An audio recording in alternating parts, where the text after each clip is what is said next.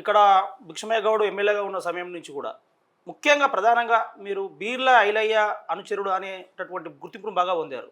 బీర్ల ఐలయ్య గారిని మీరు చాలా ప్రత్యేకంగా అభిమానిస్తారు, బాగా అభిమానిస్తారని తెలుస్తుంది. ఎందుకు మీకు ఐలయ్య గారు అంటే అంత అభిమానం ఎందుకు? ఏంటి అంత స్పెషాలిటీ ఏంటి? వీళ్ళ ఎందుకు అభిమానం అంటే అన్న మండల అధ్యక్షుడు ఉన్నప్పుడే మా వార్డులో ఎంపీటీసీగా మేము గెలిపించినాం. అప్పటి నుంచి అన్నం బట్టి ఇప్పటికీ నాది 15 ఏళ్ళ జర్నీ. ఒక టర్ము భిక్షమయ్య అన్నకు కూడా మేము చేసినాం, అన్నకు కూడా దగ్గరగా ఉన్నాం. ఇంకా భిక్షమన్న కంటే ఎక్కువ ఐలన్నకు చాలా దగ్గర. ఎందుకంటే నాకు ఒకసారి ఆటో యాక్సిడెంట్ అయింది. ఆటో యాక్సిడెంట్ అయ్యి నా పరిస్థితి ఏంటంటే తినడానికి తిండి కూడా లేదు. ఆ సమయంలో అన్న మా అనితోదిన ఇద్దరు కలిసి మా ఇంటికి 3 సార్లు రావడం జరిగింది. వచ్చి తమ్మి ఆ ఆటో తీసేసాయి వద్దు అని ఒక 10,000 రూపాయలు ఇచ్చి వేరే ఆటో బుక్ చేయడం జరిగింది. అలాంటి వ్యక్తి నాకు ఆపదలు ఆదుకుండు కాబట్టి ఇలా ఆయన ఇచ్చినవి 10,000 కావచ్చు, కానీ నేను ఒక 1 కోటి రూపాయలుగా భావించి నేను సచ్చేంత వరకు ఐలాండ్ ఎంబటే ఉండాలని నేను ఆనాడే డిసైడ్ చేసుకున్నా. నా రాజకీయ గురువు శ్రీధర్ గారు, పెల్మేల్ శ్రీధర్ గౌడ్ అన్న టీఆర్ఎస్లోకి పోయినా నేను పార్టీ మారను, పార్టీలకు ఏ పార్టీలకు రానని శ్రీధర్ అన్నతోటి కూడా పలుమార్లు పంచాలు పెట్టుకున్న సందర్భాలు ఉన్నాయి. ఇక్కడ ఒక క్వశ్చన్ ఉంది. మీరు పెల్మెల్లి శ్రీధర్ గారితో కూడా చాలా మీకు బంధం ఉంది, వారి నాయకత్వంలో కూడా మీరు కొనసాగిరు, కలిసి పనిచేసారు. కానీ శ్రీధర్ గారు పార్టీ మారిన సందర్భంలో మీరు కూడా పార్టీ మారాలని ఒత్తిడి వచ్చింది, మీకు పెద్ద ఎత్తున డబ్బుల ఆఫర్ కూడా వచ్చిందని మాకు సమాచారం ఉంది. మీరు ఎందుకు పార్టీ మారలేదు? మరి ఆర్థికంగా లాభపడుతుండే కదా. నాకు ఇలా డబ్బు సంపాదించుకోవాలంటే చాలా డబ్బు సంపాదిస్తుంటే అప్పుడు నేను ఆటో డ్రైవర్నే. ఇప్పుడు మా ఎమ్మెల్యే గారు ప్రభుత్వం ఇప్పుడు బీర్ల ఐలన్న గెలిచినాక కూడా నేను ఆటో డ్రైవర్నే. మీరు చూడండి, నేను రోజు ఆటోనే నడుపుతా. ఆటో నడపంది నాకు వెళ్ళదు. మళ్ళీ అలాగే పార్టీ కార్యక్రమాలు ఏవైనా యాక్టివ్గా పనిచేస్తా. ఇవాళ సోషల్ మీడియాలో ఇవాళ మా ఐలన్న గురించి ఎన్ని సేవలు చేసినో నియోగవర్గ ప్రజలందరికీ తెలుసు. ఇవాళ కింది స్థాయి నుంచి వచ్చిన లీడర్ శ్రీధర్ అన్నతోటి నేను వాస్తవానికి నేను అదే అడుగుతున్నా. మీరు పార్టీ మారడానికి, మీరు పార్టీ మారితే మీకు పెద్ద ఎత్తున డబ్బులు కూడా మీకు ఇస్తామని ఆఫర్ వచ్చినట్టు మాకు తెలుస్తున్నది. పార్టీ మీరు ఎందుకు మారలేదు? పార్టీ అంటే ఎందుకు అంత అభిమానం? పార్టీ అంటే అభిమానమా, ఐలయ్య గారు అంటే అభిమానమా? నాకు పార్టీ అంటే అభిమానం. ఎందుకంటే ఆ సమయంలో చాలా మంది పార్టీ మారిర్రు, మీరు మాత్రం మారలేదు. పార్టీ మారకపోవడానికి కారణం ఏంటంటే నాకు శ్రీధర్ అన్న గురువే, రాజకీయ గురువు. ఆయననే నన్ను పార్టీలకు తీసుకొచ్చిండు. నేను అప్పటికైనా కాంగ్రెస్ పార్టీ. శ్రీధర్ అన్న తీసుకొచ్చి నాకు భిక్షమన్నతోటి ఐఎన్టీయూసీ టౌన్ ప్రెసిడెంట్గా ప్రకటించిండు. అక్కడి తర్వాత ఇక నా జర్నీ స్టార్ట్ అయితేనే ఉంది. నా రాజకీయ గురువు శ్రీధర్ అన్న. నేను ఇప్పటికి కాదు, ఆయన పార్టీ మారిన అదే చెప్తా, పార్టీ మారకున్న అదే చెప్పిన. మళ్ళీ ఒకటి, నేను డబ్బులకు ఆశపడే వ్యక్తిని కాదు. గుండు నరసింహ అనే వ్యక్తి కాంగ్రెస్ కార్యకర్తగానే పనిచేస్తాడు. ఇవాళ మీరు చూడండి, నేను అప్పుడైనా అట్లనే ఉన్నా, ఇప్పుడు కూడా అట్లనే ఉన్నా. ఇవాళ ఎమ్మెల్యే గారికి రైట్ హ్యాండ్ అని అందరికీ తెలుసు. చాలా మంది అంటుంటారు, గుండు నరసింహ నువ్వు ఎమ్మెల్యేకి రైట్ హ్యాండ్ ఏంది ఆటో నడుపుతావు అంటు. ఎందుకంటే నేను కష్టపడే వ్యక్తిని, కార్యకర్తలకు ఏ ఆపద వచ్చినా ముందు ఉంటా, కానీ డబ్బుల విషయంలో వెనుకుంటా. నేను డబ్బులకు ఆశపడే వ్యక్తిని కాదు, నా స్థాయి తగ్గట్టు నేను ఉంటా, అంతేనా.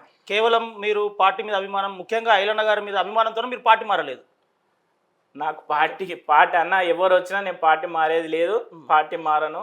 ఐలన్న నాకు ఆపదలు ఆదుకున్న దేవుడు. మరొకసారి చెప్తున్నా, నాకు ఇవాళ అన్న వదినే ఆపదలో ఆదుకోరు. వాళ్ళు ఇచ్చిన 10,000 కావచ్చు, కానీ నేను 1 కోటి రూపాయలుగా భావిస్తున్నానా. అందుకనే నేను వాళ్ళు పార్టీలు ఉన్నంత వరకు నేను ఐలన్న వెంబటే ఉంటా, ఐలన్నతోటే ఉంటా. ఐలన్నని నా దేవుడుగా నేను భావించుకుంటా. అంటే మీరు ఒకనొక సమయంలో, మీరు ఆపదలో ఉన్న సమయంలో వారిద్దరు మిమ్మల్ని అన్ని విధాలుగా ఆదుకున్నారని మీరు అంటారు. ఆదుకురానా.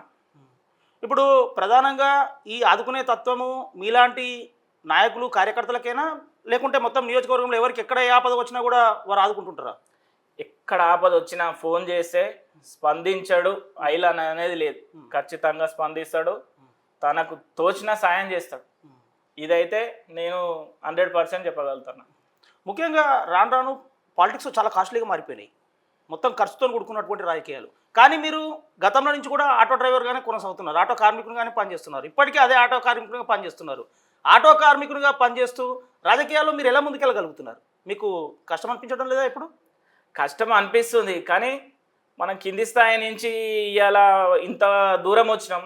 ఇవాళ మా అన్న ఎమ్మెల్యేగా గెలిచిండు, నేగిన ఓ కౌన్సిలర్ కావాలని ఆశపడుతున్నా. అది అన్న మా ఐలన్న ఆశీస్సులతోటి, మా వదినే అనితమ్మ ఆశీస్సులతోటి ముందుకు రావాలి, జనంలో గెలవాలి, ఈసారి కౌన్సిలర్గా చేద్దామని ఆశిస్తున్నాను అన్నగారి ఆశీస్సులతోటి. మీ మనసులో మాట బయట పెట్టిరు అంటే మీ యొక్క లక్ష్యం కౌన్సిలర్ కావాలి యాదగిరిగుట్టలో. కౌన్సిలర్ కావాలని ఉందన్నా. ఏ వార్డు నుంచి మీరు పోటీ చేయాలనుకుంటున్నారు? 5th వార్డ్ అన్న. మరి యాదగిరిగుట్ట పట్టణంలో 5వ వార్డు, యాదగిరిగుట్ట మున్సిపల్ పరిధిలో 5వ వార్డులో చాలా కాంపిటీషన్ ఉంటుంది. ముఖ్యంగా మీ పార్టీలోనే కాంపిటీషన్ ఎక్కువ ఉంటుంది.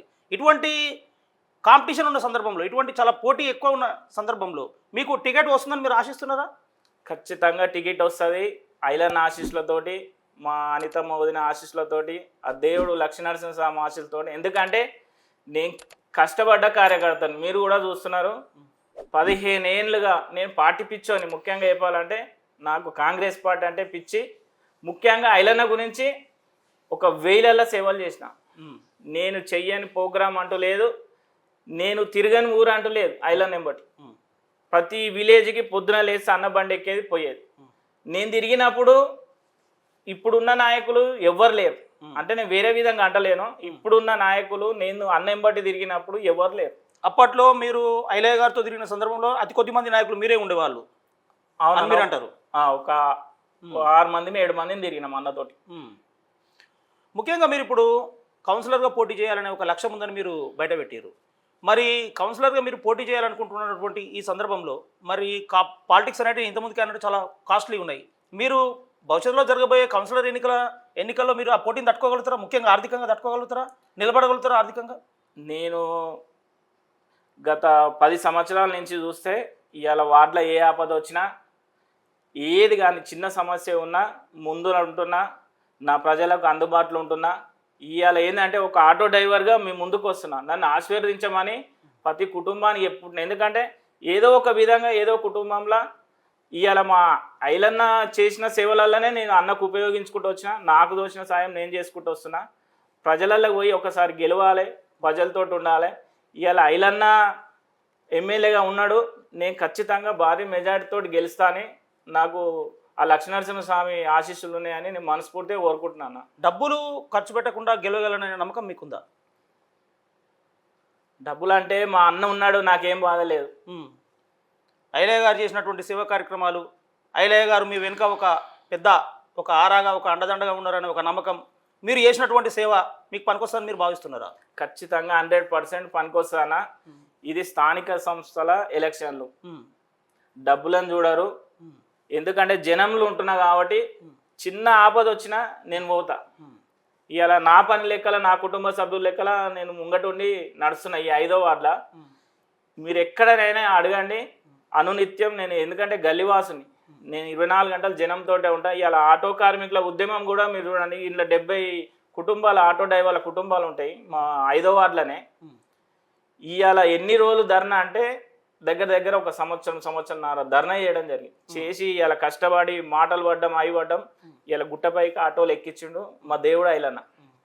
ఎందుకంటే అలాంటి వ్యక్తి నేను ఒక ఆటో డ్రైవర్గా సీట్ ఆశిస్తున్నా. ఎందుకంటే నేను కష్టపడ్డ కార్యకర్తను కాబట్టి ఖచ్చితంగా ఆశిస్తున్నా.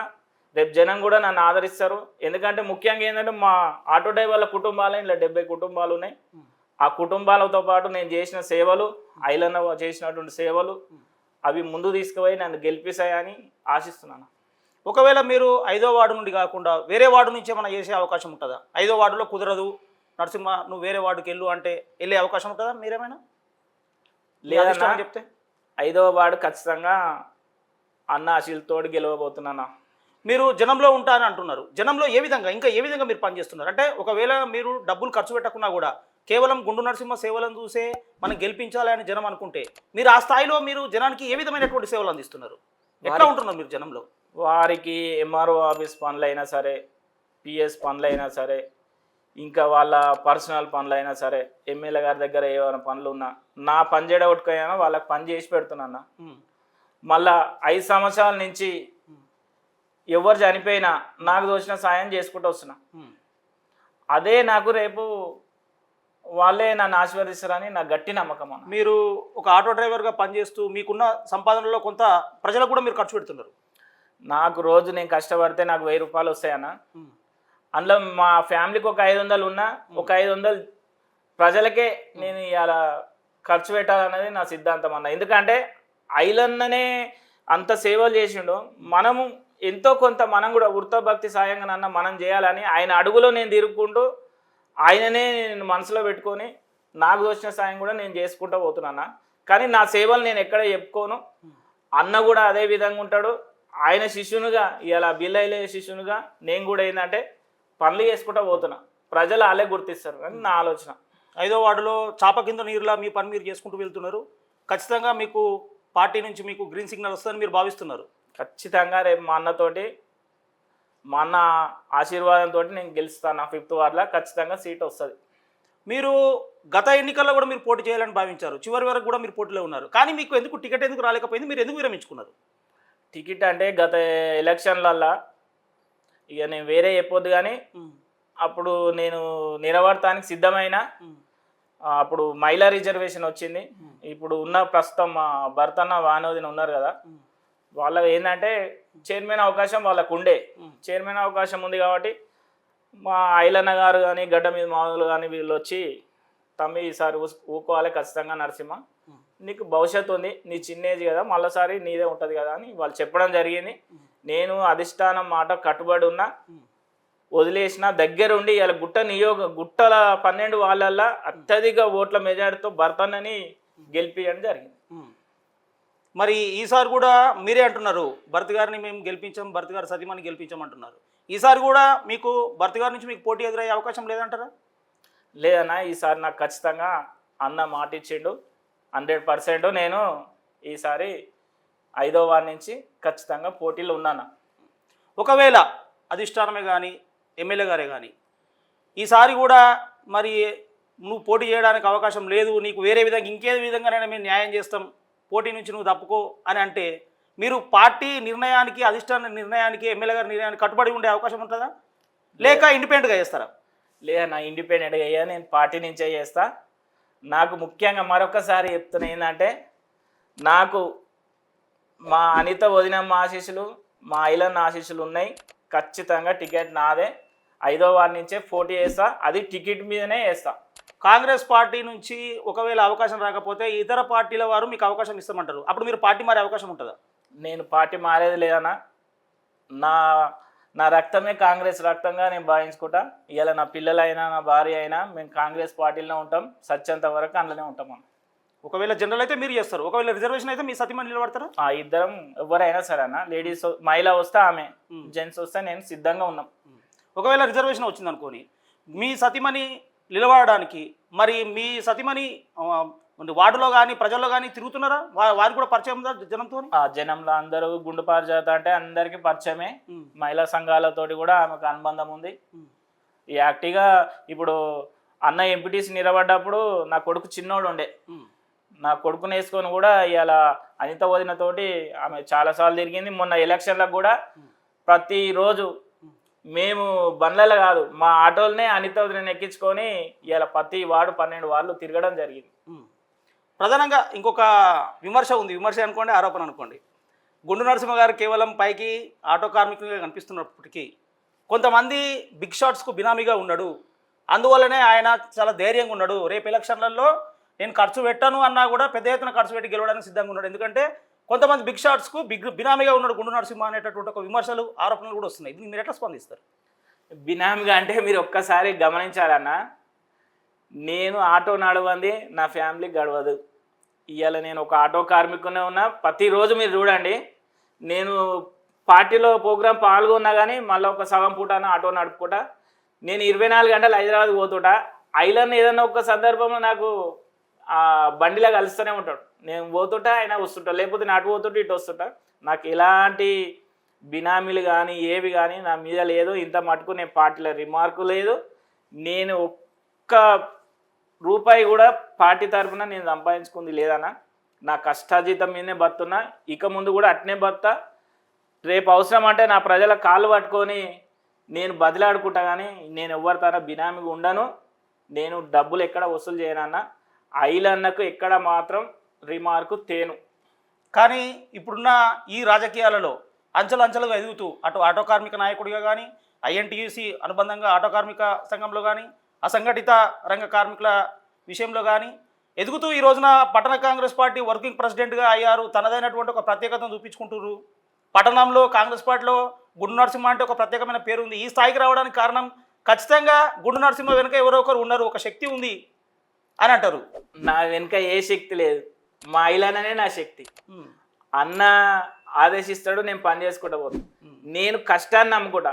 ఇవాళ పార్టీని నమ్ముకున్నా, పార్టీ సేవలు రోజు పార్టీ గురించి ఏం చేయాలి, జనంలోకి ఎట్లా తీసుకోవాలి, మహిళనే చేస్తున్న సేవల్ని జనంలోకి ఎట్లా తీసుకోవాలి, నాకు ఇదే ఆలోచనలు ఉంటుంది. ఇలా సోషల్ మీడియా కానీ బిగ్ షాట్స్ ఎవరు లేరంటారు. బిగ్ షాట్స్ ఎవ్వరు లేరన్నా. నా బిగ్ షాట్ అన్ని షాట్లు మా ఐలన్ ఒక్కడే.